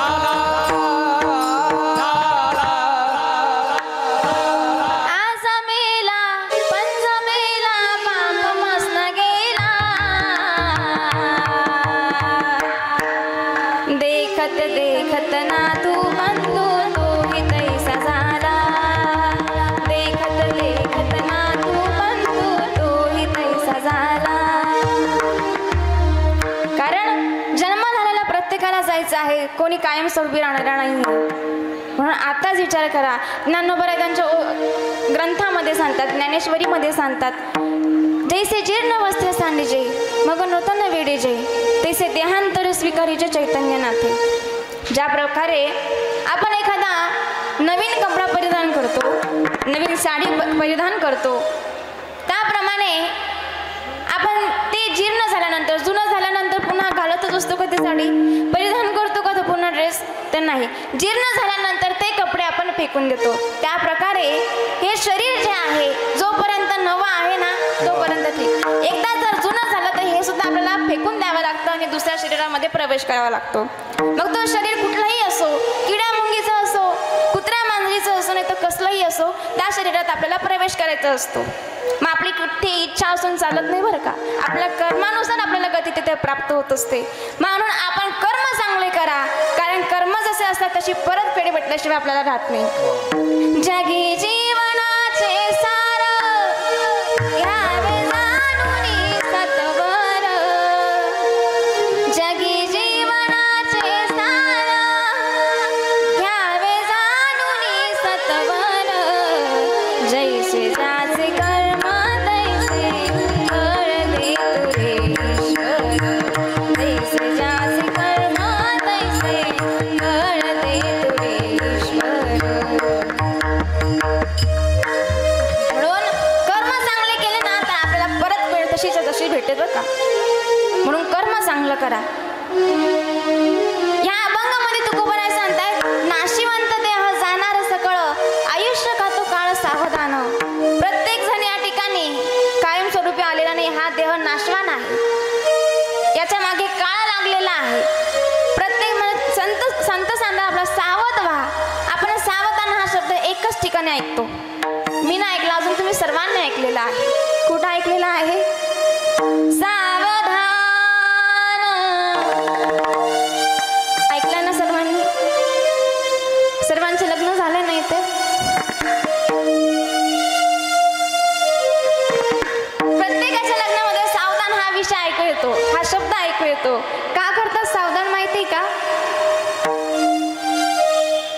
भयानक भवानीचं रूप येणार असतं आपल्या आयुष्यामध्ये, म्हणून आपल्या तेवढे सावधान केलेलं असतं. एक उदाहरण सांगते तुम्हाला. एक गृहस्थ बसलेला होता, त्याच्याकडे फार श्रीमंती होती, खूप प्रॉपर्टी कमवलेली होती आणि प्रॉपर्टी कमवण्यातच अर्ध आयुष्य त्याचं चाललं गेलेलं होतं. त्यावेळेस यमदेव त्या ठिकाणी आले आणि त्याला सांगू लागले, चल बाबा, तुझी वेळ आलेली आहे, तुझा काळ आलेला आहे, तुला जायचं आहे. तो मस्त आरामात टीव्ही बघत होता, चहा पित होता आणि त्यावेळेस यम आले आणि यमांनी त्याला सांगितलं, अरे बाबा तुझं चल, आता तुझी वेळ आलेली आहे, तुला जायचं आहे. त्यावेळेस तो गृहस्थ सांगतो, अरे तो म्हणतो, आत्ताशी तर मी कमवलं आणि त्याचं कमवण्याचं सुख अजून घेतलंही नाही आणि तुम्हाला घ्यायला आला कुशाल. त्यावेळेस यम म्हणतात की तुझं या यादीमध्ये पहिलंच नाव आहे म्हणे. यादीमध्ये पहिलं नाव असल्या कारणामुळे तुला आता माझ्यासोबत यावंच लागेल. त्यावेळेस तो गृहस्थ घाबरला आणि म्हणू लागला, थोडेसे 2-3 दिवस दिले असते तर बरं झालं असतं. त्यावेळेस तो यम म्हणाला, अरे बाबा तसं चालत नाही, ज्या क्षणाला तुझा काळ आला त्या क्षणाला तुला जावं लागतं, म्हणून तुला घ्यायला आलेलो आहे, तुला माझ्यासोबत यायचं आहे. असं सांगितल्यानंतर तो म्हणतो बरं बरं ठीक आहे येतो ना, तोपर्यंत बसा चहा पाणी करतो तुम्हाला. त्याने यमदेवाला चहा करून आणला. चहा केल्याच्या नंतर त्यालाच माहिती त्या चहामध्ये काय टाकून आणलं. तर यमाला चहा प्यायला दिला आणि यम तिथेच झोपून गेले. 1 तास झाला झोपून राहिले. तोपर्यंत त्याने काय केलं, त्या यादीमध्ये त्याचं पहिलं नाव होतं ना, त्याने यादीतलं नाव काढून शेवटी टाकलं. शेवटी टाकल्यामुळे काय झालं, तो यम उठण्याची वाट पाहू लागला. यमदेव आत्ता उठतील तेव्हा उठतील आणि उठले बरं का. उठल्याच्या नंतर ते यमदेव त्याला सांगतात की तू मला, अख्खं जग मला घाबरतं, माझं नाव जरी काढलं तरी घाबरतं, पण बघ तू मला चहा पाणी केला, चल ठीक आहे म्हणे, तू मला चहा पाणी केल्यामुळे ना तुला एक सूट देतो म्हणे. तो म्हणाला कसली सूट, काय सूट. आता या यादीमध्ये तुझं पहिल्या क्रमांकाला नाव होतं ना, तर त्या यादीतल्या शेवटी तुझं नाव घेतो, म्हणजे तुला शेवटी मरण येईल. आता मला सांगा त्याने काय कार्यक्रम करून ठेवला होता त्या यादीमध्ये. त्याने पहिलं नाव काढून त्याचं स्वतःचं नाव शेवटी लिहिलेलं होतं, पण बघा त्याचं मरण चुकवायला गेला पण त्याचं मरण काही चुकलं नाही. म्हणून हा देह नाशवान आहे, नाशिवंत आहे. आपण किती बी मरण चुकवण्याचा प्रयत्न केला तरी हे मरण आपल्याला चुकत नाही. म्हणून तुम्हाला आताच सांगते की आत्ताच सावधान राहा. संत सांगतात आपल्याला आत्ताच सावध राहा, कारण की हा कर्माचा फळ इतका भयंकर आहे की कर्म फिरून आल्याच्या नंतर आपल्याला कुठली गती प्राप्त होईल याचा आपल्याला अंदाज सुद्धा नाही. कारण देवाची लीला ही आपल्या विचारांच्या पुढे असते. देव काय करेल याचं आपल्याला सांगता येत नाही, कारण त्याच्या सत्तेशिवाय झाडाचं पान सुद्धा हलत नाही. म्हणून त्याच्या सत्तेशिवाय आपल्याला कधी घेऊन जायचं हे तोच ठरवतो. म्हणून आता तुम्हाला जर वाटत असेल ना की भगवंताने माझं मरण शेवटी लिहावं किंवा मला चांगलं सुख भोगून आपल्याला शेवटी मरण द्यावं, असं जर वाटत असेल ना, आत्ताच भगवंताची प्राप्ती करा, आत्ताच भगवंताचं नामचिंतन करा, तेव्हा उच्च गतीला प्राप्त झाल्याशिवाय आपण राहणार नाही. मग त्यावेळेस जगद्गुरु तुकोबारायांकडे काही लोक आले आणि विचारू लागले, तुकोबाराय तुम्ही सांगतायत हा देह नाशवान आहे, हे सुद्धा आम्हाला कळलं, तुम्ही आम्हाला विचार करायला सांगतायत हे सुद्धा आम्हाला कळलं, पण एवढं करण्यासाठी आम्ही मार्गदर्शन कोणाचं घ्यायचं. त्या अभंगाचं 3रं चरण. संत समागमे धरावी आवडी, संत समागमे धरावी आवडी, संत समागमे धरावी आवडी, संत समागमे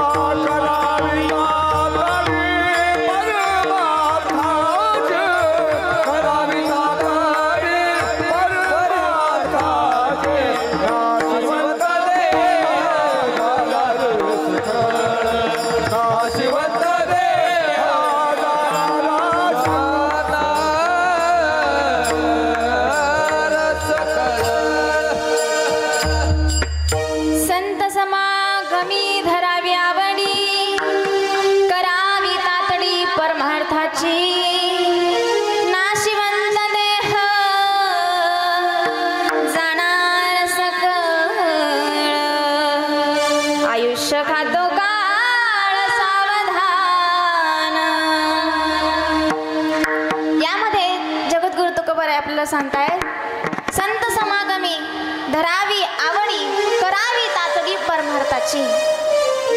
संतांची आवडी करा, संतांच्या जवळ करा, कारण या कलियुगामध्ये कसं आहे, सुभाषितकार एक श्लोक सांगतात, दुर्लभम त्रयमय वैतत देवानुग्रह हेतुकम मनुष्यत्व मुमुक्षुत्व महापुरुष संशया. बघा सुभाषितकार सांगतात की या कलियुगामध्ये 3 गोष्टी दुर्लभ आहेत. एक आहे दुर्लभम त्रयमय वेतत देवानुग्रह हेतुकम मनुष्यत्व. काय सांगितलेलं आहे? हा मनुष्य जन्म जो आहे हा दुर्लभ सांगितलेला आहे. कारण आंधळाच्या हातात कावळा सापडावा असा हा नरदेह आपल्याला प्राप्त झालेला आहे. म्हणून दुसरं सांगितलेलं आहे मुमुक्षुत्व. मुमुक्षुत्व म्हणजे काय? तर या कलियुगामध्ये एखाद्या व्यक्तीला वैराग्य प्राप्त होणं हे दुर्लभ सांगितलेलं आहे. मला आता या ठिकाणी सांगा, सर्वांचे वय 50च्या पुढेच असतील. आतापर्यंत असं कोणाला वाटलं की माझा संसार सोडायचा आणि वृंदावनला निघून जायचं राधे राधे राधे राधे करत? कोणालाच नाही वाटलं. मग हे वैराग्य सुद्धा दुर्लभ आहे. मग महापुरुष संशय हा महापुरुष म्हणजे कोण? तर संत दुर्लभ आहे. संतांची भेट होणं दुर्लभ आहे. बघा, रामायणामध्ये एक दृष्टांत येतो, एक कथा सांगितली जाते तुलसीदासांची. ज्यावेळेस काही लोक तुलसीदासांना विचारू लागले की तुम्ही हनुमंतांना गुरु का केलं? जगाचा मालक तुमच्या समोर उभा असताना सुद्धा हनुमंतांना तुम्ही गुरु का केलं? त्यावेळेस तुम्ही म्हणतात की जी रामचरित्र मानस कथा आहे ही 7 दिवस सुद्धा पूर्ण न होणारी आहे आणि 7 मिनिटात होणारे हे हनुमान चालीसा तुम्ही त्यामध्ये म्हटलेलं आहे. श्री गुरु चरण सरोज रज निज मनो मुकुर सुधार बरणौ विमल विमल जसु जोदायक बलचार बुद्धिहीन तनु जानिके सुमिरो पवन कुमार बल बुद्धि विद्या देहु मोहि हरवू कलेस विकार. काय सांगितलेलं आहे याच्यामध्ये? तुम्ही त्या हनुमंतांना गुरु म्हटलेला आहे. तर असं का जगाचा मालक तुमच्या समोर उभा होता तरी सुद्धा त्यांना गुरु न करता तुम्ही हनुमंतांना गुरु का केलं? त्यावेळेस तुलसीदासजी सांगू लागले, चित्रकूटमध्ये मंदाकिनी नावाची एक नदी आहे. त्या मंदाकिनी नावाच्या नदीच्या जवळ रामघाट आहे. त्या रामघाटावर एक मोठं विशाल असं वटवृक्ष आहे. त्या वटवृक्षाच्या इथे एक ओटा होता. तिथे मी चंदन घासत होतो. चंदन घासत असताना तिथून 2 सुकुमार जात होते. 2 सुकुमार जात असताना माझ्या चंदनाचा तो सुवास त्यांच्यापर्यंत गेला आणि तो सुगंध त्यांना ओढत ओढत माझ्यापर्यंत आणलं. आणि ते 2 सुकुमार म्हणजे कोण होते माहिती? मंदाकिनी तट राम घाट पर प्रगटे दशरथ नंदन.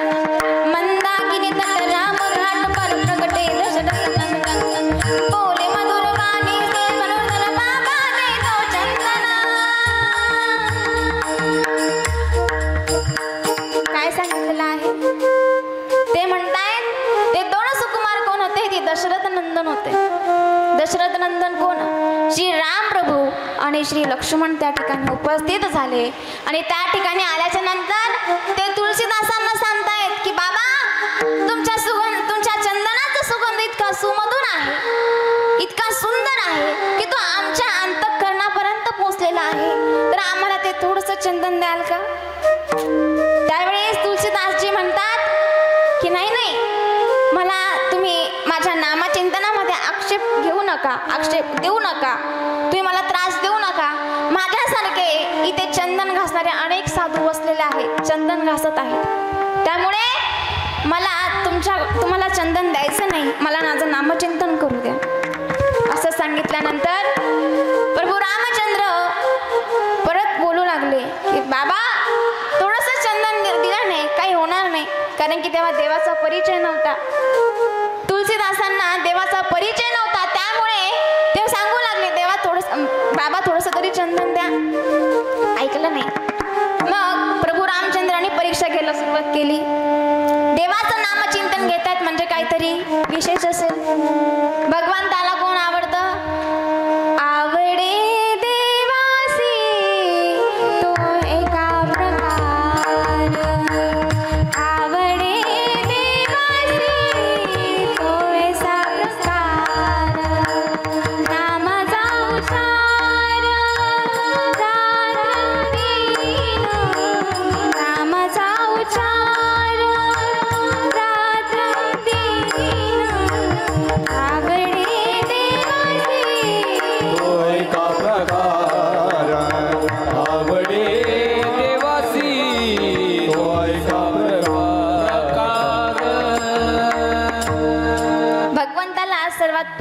सुद्धा नामचिंतन करणारा प्रिय असतो.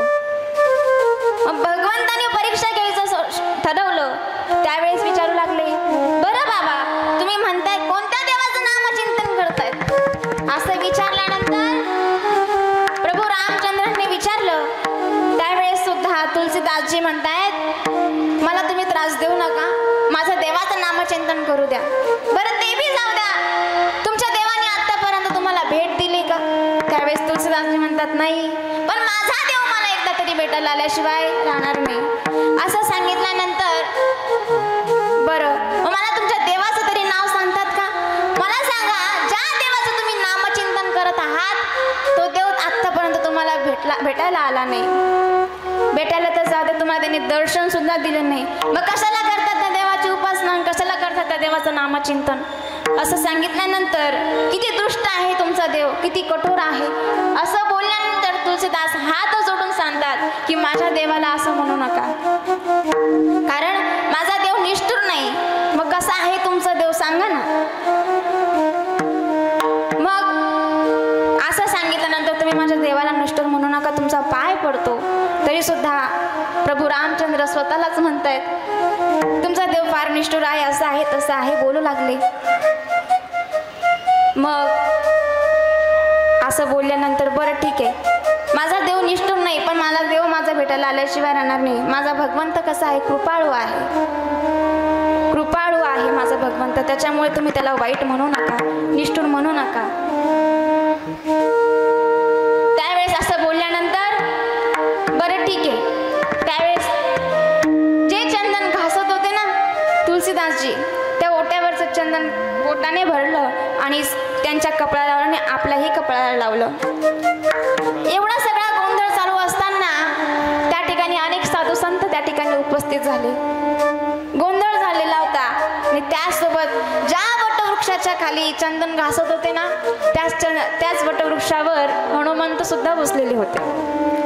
हनुमंत हा सगळा घडलेला प्रकार बघत होते आणि घडलेला प्रकार बघत असताना त्यांना वाटलं की आता जर प्रभू रामचंद्र या ठिकाणी निघून गेले तर पुन्हा देवाची भेट होणार नाही. हनुमंतांना काळजी वाटली आणि ते तिलक त्यांच्या कपड्याही लावलं आणि तुलसीदासांच्याही कपड्याला लावलं. असं झाल्यानंतर हनुमानाची वर्तन म्हणतात, मंदाकिनी तट राम घाट पर भई संतन की भेट, मंदाकिनी तट राम घाट पर भई संतन की भेट, बोले मधुर वाणी से, बोले मधुर वाणी से बाबा दे दो चंदन. त्या ठिकाणी असं बोलल्याच्या नंतर मंदाकिनी नदीच्या काठावर ते सांगतायत की त्या तुलसीदासांना ऐकू गेल्यानंतर भई संतन की भेट म्हणजे काय. त्यावेळेस तुलसीदासांच्या लक्षात आलं की हे भगवंत असल्याशिवाय शक्य नाही, भगवंतच असतील. असं सांगितल्यानंतर रघुनंदन तुम्हीच आहात, दशरथ नंदन तुम्हीच आहात, असे प्रश्न विचारू लागले. त्यावेळेस प्रभू रामचंद्र सांगितलं की हो मीच आहे. ते प्रश्न विचारू लागले, तुम्ही दशरथ नंदन आहात, अयोध्या नगरी निवासी आहात, सगळं सांगू लागले की हो मीच आहे. मग त्यावेळेस तुलसीदास म्हणाले, मग भगवंता तुम्ही माझ्या समोर असताना सुद्धा तुम्ही तुमची ओळख का दाखवली नाही. असं सांगितल्यानंतर देव स्वतः म्हणाले की स्वतःचा परिचय स्वतः देत नसतो, मग कोण देतात तर संत देतात. म्हणून संत समागमी धरावी आवडी, करावी तातडी परमार्थाची. सांगण्याचं तात्पर्य असं होतं की संत भेटल्याशिवाय देव भेटत नाही आणि संतांची आवडी त्यासाठीच करावी लागते. म्हणून संतांची आवडी करणं हे महत्वाचं आहे, त्याशिवाय परमार्थ भेटत नसतो, भगवंत भेटत नसतो. म्हणून संतांची भेट हे होणं फार महत्वाचं आहे. मग पुढे सांगतात, बरं संतांची भेट झाली, भगवंताची प्राप्तीही केली, मग अजून पुढे काय करायचं, असा काही उपदेश करा की आम्ही पुढे काय करायचं. अभंगाचं शेवट. तुका म्हणे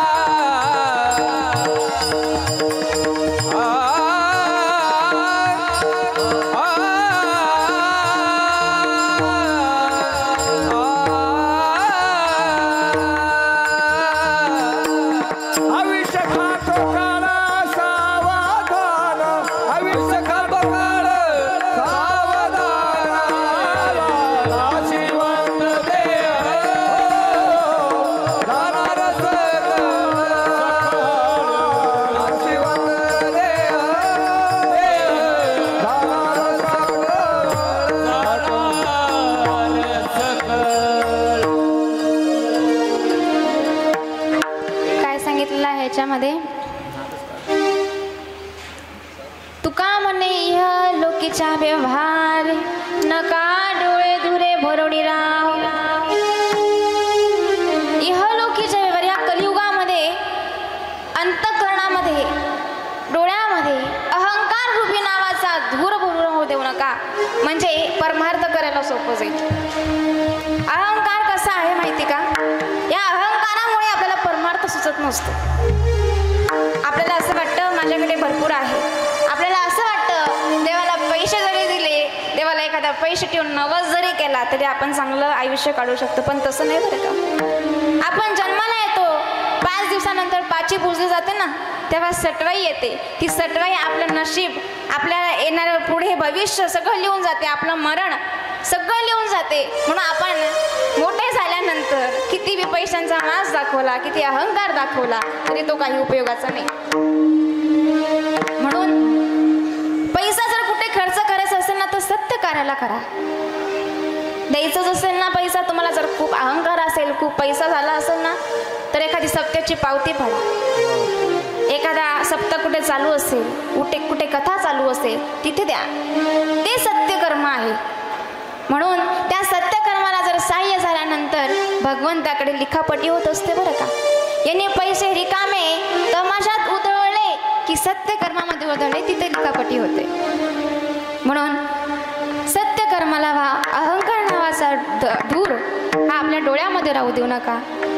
कारण हा कार्यक्रम करणं सुद्धा सोपं नाही बरं का.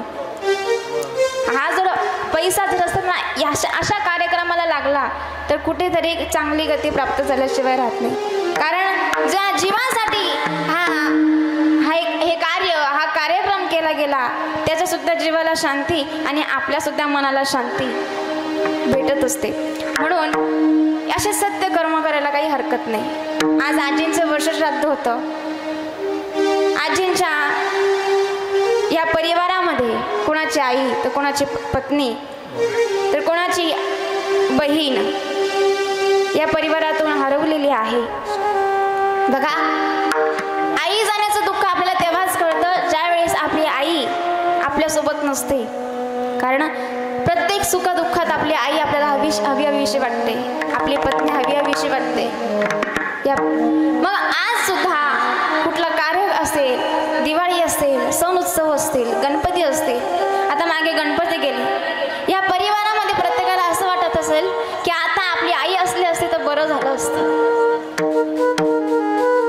कारण व्यक्ती गेल्यानंतर आपल्याला त्याची किंमत कळत असते. जोपर्यंत आपली आई आहे आपल्यासोबत तोपर्यंत आपल्याला किंमत कळत नसते. म्हणून आईसारखं दैवत आणि वडिलांसारखं दैवत या ठिकाणी कुठेच नसणार. बघा, आपण आपल्या एखादी चूक करा, आई वडील नसताना एखादी चूक करा, लोक आपल्याला बोलून बोलून हॅरेसमेंट करतील, लोक त्रास देतील. पण आपल्यातून एखाद्या आई वडिलांसमोर एखादी चूक करून जाऊ द्या, ते चूक पोटात घालून पुढे कुठला मार्ग दाखवायचा, कुठले वळण दाखवायचं हे आपले आई वडील आपल्याला सांगत असतात. म्हणून योग्य ते संस्कार करणे आई वडिलांचं जरी काम असणं, पण त्या संस्कारांना टिकून राहणं हे मुलांचं काम असतं. म्हणून आज हा परिवार, आजींचे मुलं, या परिवाराने हा कार्यक्रम ठेवलेला. बघा, या परिवारातली आई हरवलेली आहे. हरवलेली म्हणण्यापेक्षा त्यांना देव आज्ञा झालेली आहे. आणि आईचं, त्यांच्या वडील, आज या परिवारातल्या आईचं आज वर्षश्राद्ध आहे. कारण जगात जर आपली आई नसली ना तर माणूस भिकारी असतो. अनेक अनेक लेखक लिहून ठेवलेला आहे, स्वामी तिन्ही जगाचा आई विना भिकारी, स्वामी तिन्ही जगाचा आई विना भिकारी, ती हाक एकारी, हो, ती हाक एकारी, मग होय शोककारी, आई म्हणून कोणी आईस हाक मारी, स्वामी तिन्ही जगाचा आई विना भिकारी.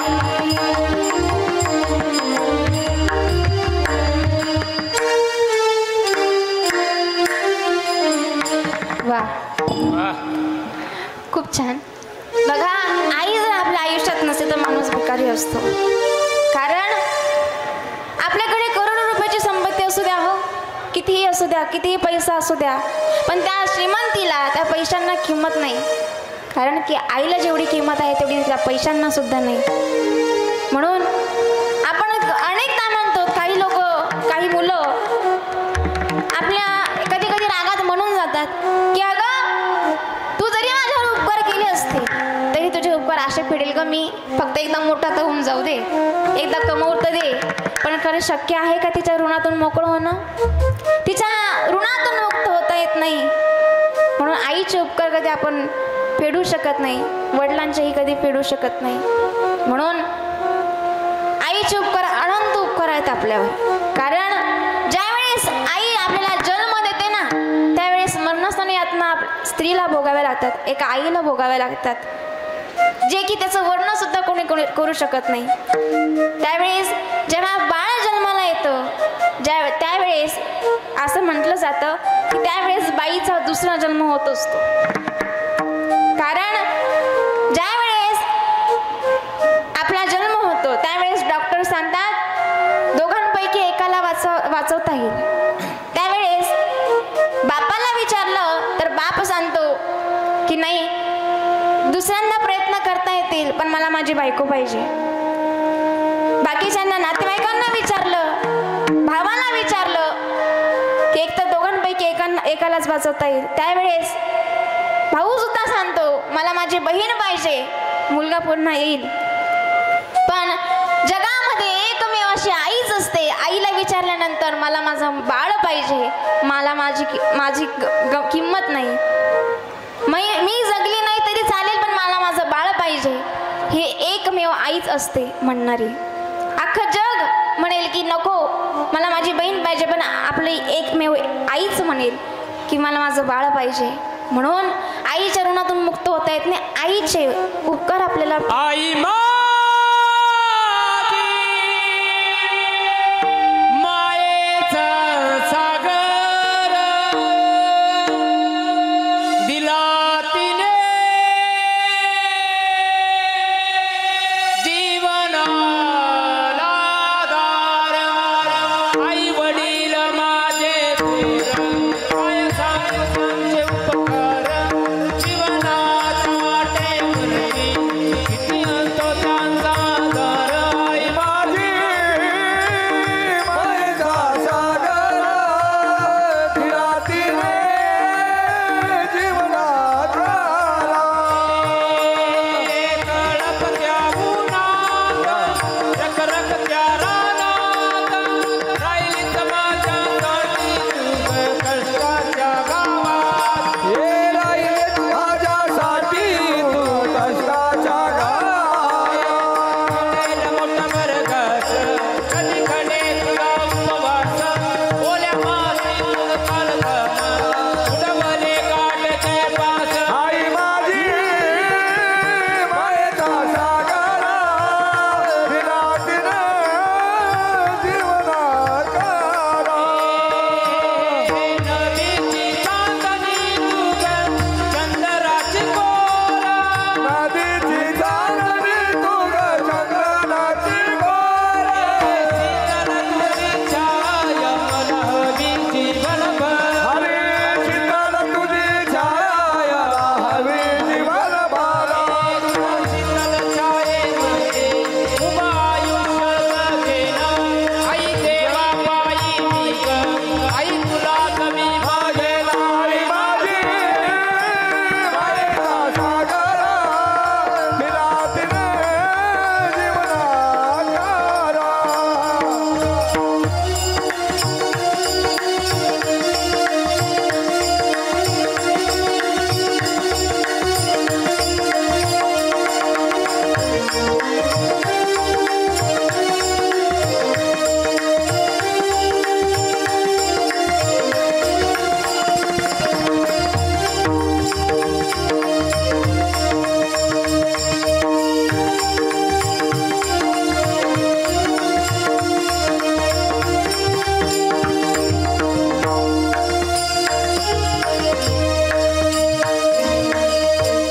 बघा, आईचं इतकं प्रेम असतं आपल्यावर आणि ती जर आई एकमेव प्रेम करणारी आई.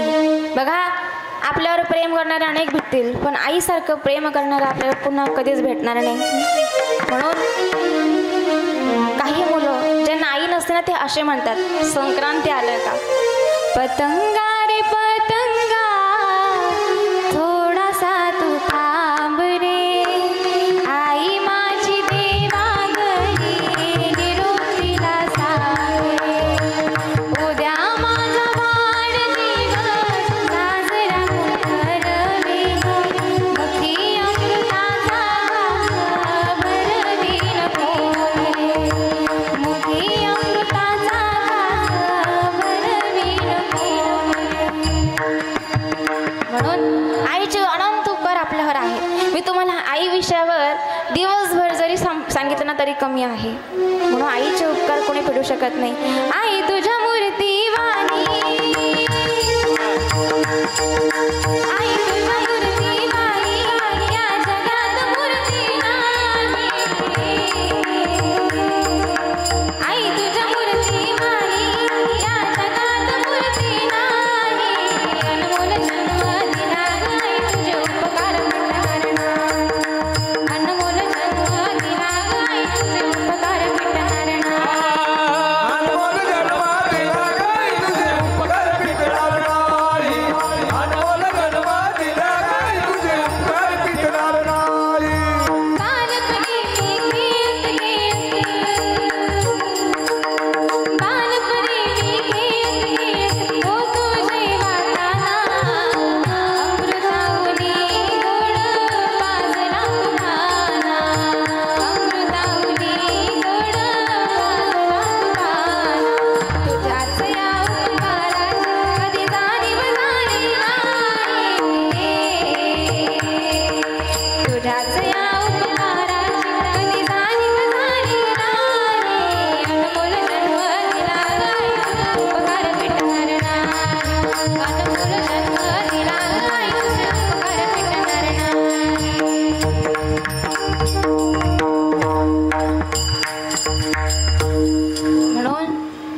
आपण कितीही प्रयत्न केला तिच्या ऋणातून मुक्त होण्याचा तरी होऊ शकत नाही. वेळ झालेली आहे, 12:30 वाजलेले आहेत, बरोबर ना? बोलता बोलता वेळ कधी गेला आणि तुम्ही पण इतके शांत बसलेले होतात की एक पण उठला नाही. म्हणून तुमचे आभार मानते. कारण बघा, संगीत प्रवचन असो, कीर्तन असो, कथा असो, कारण बसलेल्यांपैकी एक जरी उठले ना तरी माइंड डिस्टर्ब होत असतो. पण तुम्ही श्रोते सुद्धा हुशार होते आणि सगळ्यांनी मन लावून प्रवचनही ऐकलेलं आहे, श्रवण केलेलं आहे. नवरात्रीमध्ये ही श्रवण भक्तीला मान आहे आणि ही श्रवण भक्ती तुमची वाया जाणार नाही ही देवाकडे प्रार्थना करते. म्हणून या ठिकाणी सर्वजण उपस्थित झाले. त्याचबरोबर माझ्या संगीत प्रवचनाला ज्यांनी साथ केली, बघा अतिशय गोड गायन होतं, गंधर्वासारखं गायन होतं दोघांचं. म्हणून आमचे योगेश माऊली असतील, आमचे भाऊसाहेब बाबा असतील, निलेश दादा असतील, निलेश दादांची खूप सुंदर अशी साथ लागलेली आहे. तरी त्यांचेही मनापासून आभार मानते. आणि खरं तर बघा, कीर्तनकार होणं सोपं, प्रवचनकार होणं सोपं, गायक होणं सोपं, कथाकार होणं सोपं, पण पक्वास वादक होणं हे फार कठीण आहे. हाताचे कातडे निघेपर्यंत वाजवणं म्हणजे फार कठीण आहे बरं का. आपल्या कानाला जितकं गोड वाटतं ना तितकी मेहनतही त्यात घ्यावी लागते. खरंच दादांनी अति सुंदर असं वादन केलेलं आहे, त्यांचेही मनापासून आभार मानते. आपले यूट्यूब चॅनलवाले दादा असतील, मुकुंद दादा, त्यांचेही मनापासून आभार मानते. ते पण या ठिकाणी त्यांचा मौल्यवान वेळ देऊन या ठिकाणी उपस्थित झाले, त्यांचे मनापासून आभार मानते. आणि आमच्या स्वरांजली साऊंड सिस्टीमचेही मनापासून आभार मानते आणि सेवेला पूर्ण विराम देते. महाराज